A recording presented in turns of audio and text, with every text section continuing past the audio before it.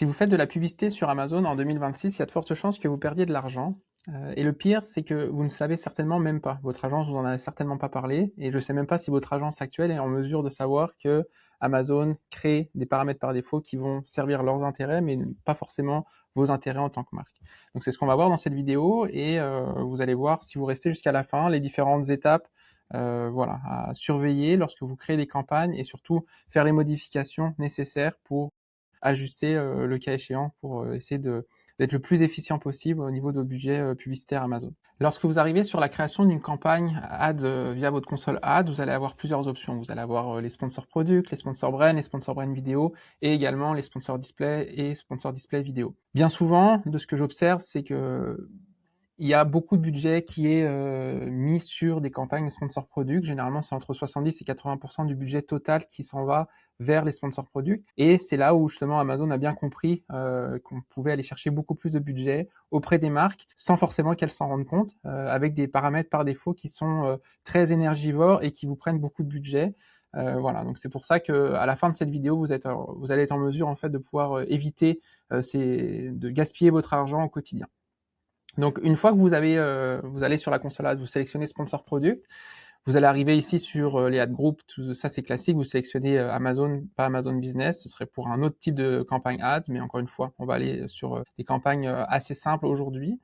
Et ici, lorsque vous pouvez voir le paramètre par défaut, c'est toujours Dynamic Bid Up and Down. Ce que ça veut dire, c'est ça, c'est que Amazon peut augmenter jusqu'à 100% vos enchères au quotidien. Donc ça, c'est terrible, parce qu'au final, vous n'êtes pas en contrôle. Ça veut dire que peut-être que le mois de mars ou le mois d'avril, vous allez être en mesure peut-être d'avoir des bonnes performances.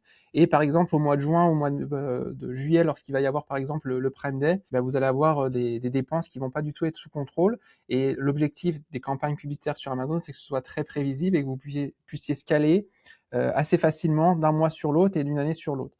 Et encore une fois, la gestion publicitaire, c'est le nerf de la guerre au niveau de votre rentabilité globale, de votre PNL sur Amazon. Donc c'est super important de regarder ça dans le détail pour pouvoir éventuellement mettre soit Fixed Bid, soit Dynamic Bids Done Only. Moi, je vous recommande de mettre plutôt Dynamic Bids Done Only, ce qui fait que Amazon va systématiquement pouvoir aller chercher l'enchère la plus avantageuse, dépendamment de la journée, dépendamment de l'heure où vous bidez sur tel ou tel mot-clé.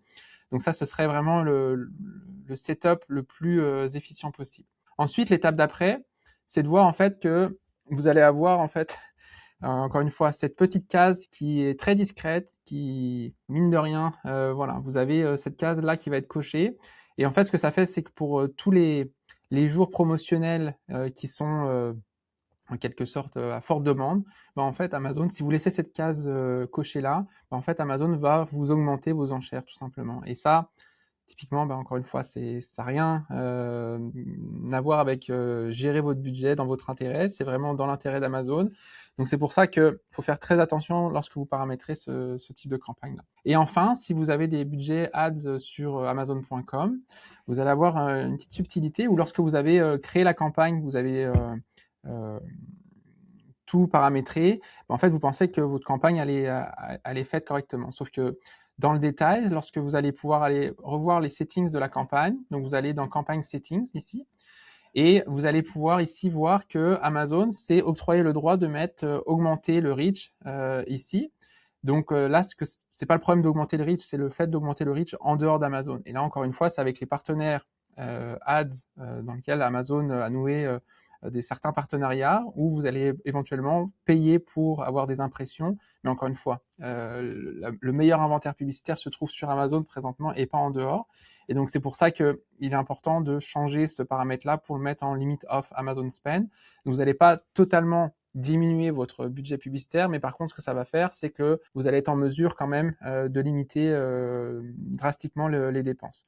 Donc voilà, ça fait le tour un petit peu pour les différentes problématiques qu'il pourrait y avoir lorsque vous paramétrez vos campagnes. Si vous le faites manuellement de votre côté en interne, tant mieux, vous êtes en mesure de pouvoir faire les correctifs et regarder chacune de vos campagnes. Et si vous le faites avec un partenaire tiers, c'est sûr que je vous encourage fortement à les challenger pour voir un petit peu s'ils utilisent et s'ils sont bien au courant de ce genre de pratiques-là. Je vous laisse là-dessus et on se retrouve très rapidement dans une prochaine vidéo. À bientôt!